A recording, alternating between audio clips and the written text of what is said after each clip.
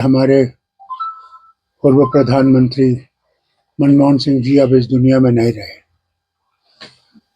वो बहुत काबिल इकोनॉमिस्ट भी थे और उन्होंने भारत की ये सबसे बड़ा काम जो उन्होंने किया, मैं समझता हूँ ये है कि भारत को इकट्ठे रखने की कोशिश की और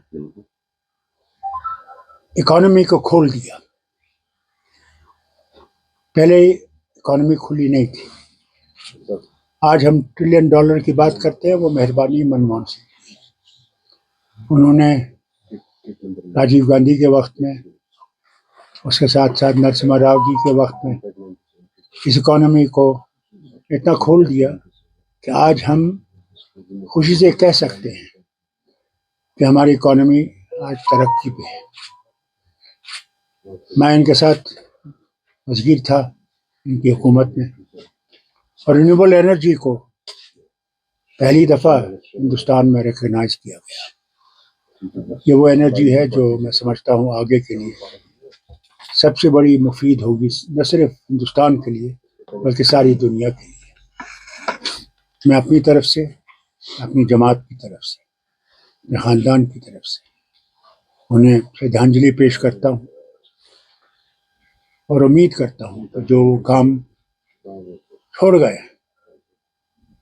बाकी वो हम लोग और दूसरे उसको पूरा कर सकें और इस मुल्क को आगे ले सकें और भाईचारा रखें देशों के साथ। डॉक्टर साहब, चूंकि जैसे आपने खुद कहा, एक इकोनॉमिस्ट मुल्क में आया था जब मनमोहन सिंह के बारे में काफी क्रिटिसिज्म किया गया था जब उन्होंने अपना सोना गिरवी रखा, लेकिन उसकी काबिलियत ने ना वो सोना बल्कि उन कर्जों से भी मुल्क को मुक्ति दिलाई। मुल्क के साथ साथ डॉक्टर मनमोहन सिंह की बिल्कुल सही कहा आपने।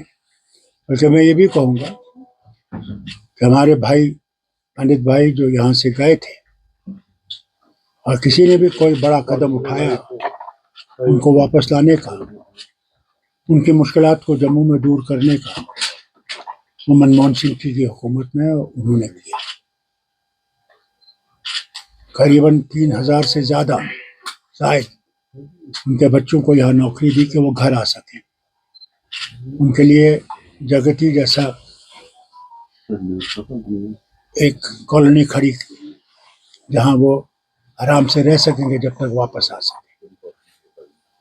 उनकी बहुत सी बातें हैं। मैं तो समझता हूँ इकबाल का शेर बहुत सही है, निगाह बुलंद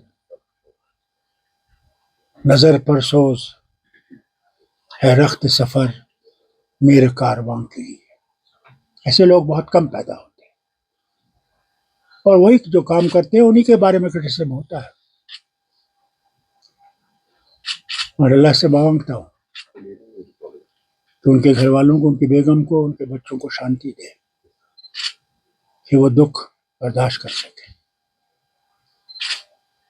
और कभी ये ना भूलें कि उन्होंने जो कुर्बानियाँ इस वतन के लिए दी हैं वो रायगा नहीं जाएंगी। डॉक्टर साहब, आप उनके साथ फेलो मेंबर ऑफ पार्लियामेंट भी थे, उनकी सरकार में मंत्री भी थे। क्योंकि ये वक्त नहीं है कि मैं ऐसी बात कहूँ, फिर मौके आएंगे जब मैं आपसे बात करूँगा। आज तो इसी पे छोड़ दीजिए। क्या आपको लगता है प्रेजेंट गवर्नमेंट जो है उनके लिए डॉक्टर मनमोहन सिंह किसी मशररा से कम नहीं है? शायद कुछ सीखना पड़ेगा क्योंकि आज उस दुनिया से चले गए, लेकिन हर एक आंख पुरनम है जो उन्होंने अपना जिंदगी में जो रोल अदा किया है बिना किसी कास्ट एंड क्रीड के। इसमें कोई शक नहीं है। आज के लिए नहीं बल्कि आने वाली हुकूमतों के लिए भी उन्हें इनसे सबक सीखना चाहिए। कांग्रेस में शायद ये खलाक पूरा करना बहुत ही मुश्किल होगा। कांग्रेस छोड़ दीजिए, सारे वतन को ऐसे लीडर को तलाश करना बहुत मुश्किल होगा। ऐसे लीडर बहुत कम दुनिया में आते हैं।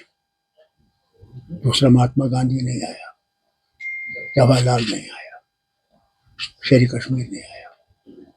यह वक्त वक्त की बात है। डॉक्टर साहब, लेगेसी क्या होगी डॉक्टर मनमोहन सिंह की? कैसे इतिहास याद रखेगा उन्हें? सबसे बड़ी चीज तो यह कि उसने वतन को एक रखने की कोशिश की, मोहब्बत पैदा की। हमारे पड़ोसी से भी मोहब्बत की कोशिश की। इंशाल्लाह एक दिन वो होगा, डॉक्टर वक्त आएगा। डॉक्टर साहब, क्योंकि मनमोहन सिंह अब नहीं रही, लेकिन बीजेपी कहने लगी है कि कांग्रेस जो है इस डेथ को भी पॉलिटिसाइज कर रही है। देखिए, मैं इस वक्त कोई ऐसी बात नहीं कहना चाहता, ये वक्त ही नहीं है। आज हम इसी पे छोड़ दें। डॉक्टर साहब बहुत बहुत शुक्रिया। शुक्रिया। आमीन।